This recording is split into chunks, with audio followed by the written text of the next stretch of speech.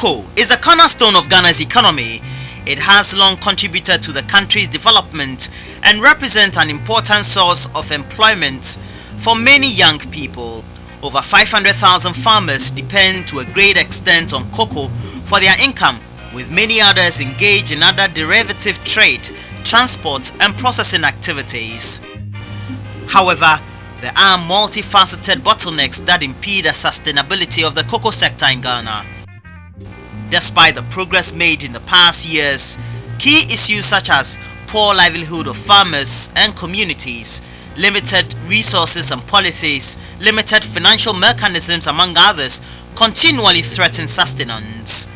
Having identified this shortfall, the Ghana Cocoa Board, in partnership with the UNDP and industry partners, established the Ghana Cocoa Platform to enhance public-private dialogue and a joint action planning to support the scale-up of sustainable production in the cocoa sector. Unites all the different actors that are in one way or the other affected by the cocoa sector is a good way to address these complex issues in a way where you are no longer addressing issues through sort of a command chain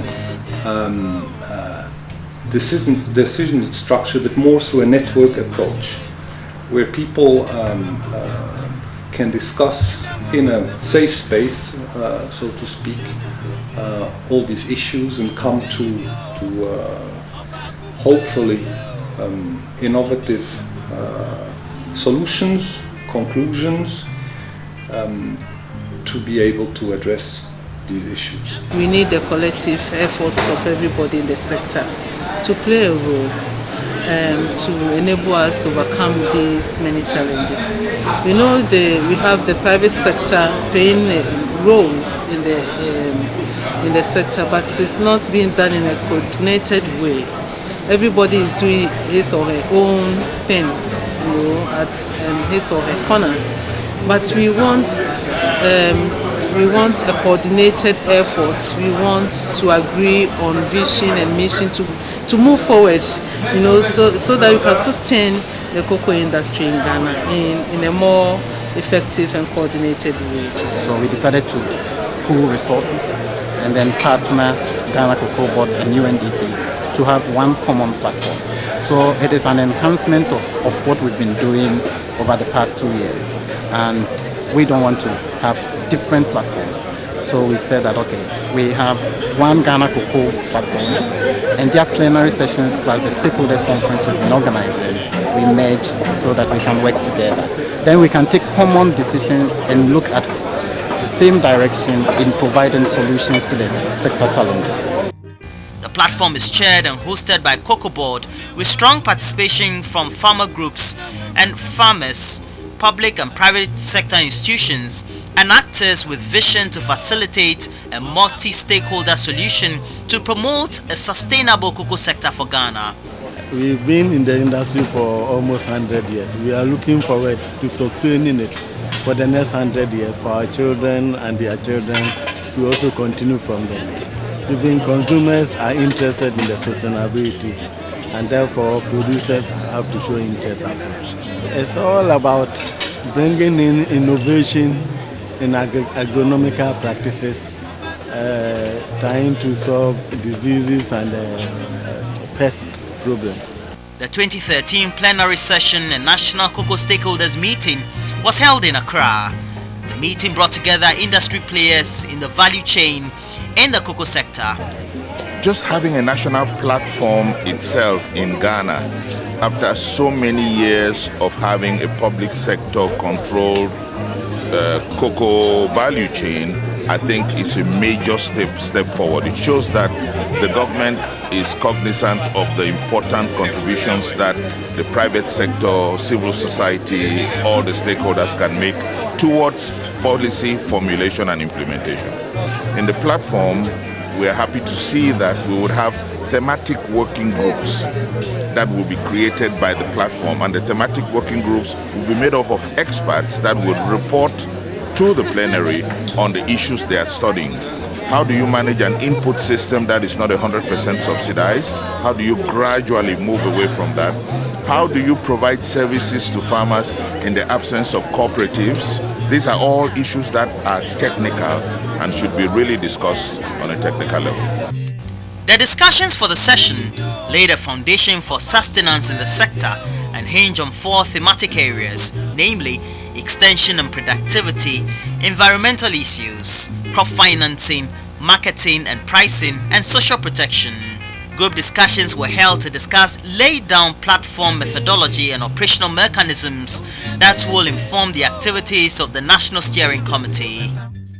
Day 2 of the plenary session centered on technology and innovation, climate change and environmental sustainability, youth participation in cocoa production, scaling up standards, institutional framework, infrastructural readiness and funding.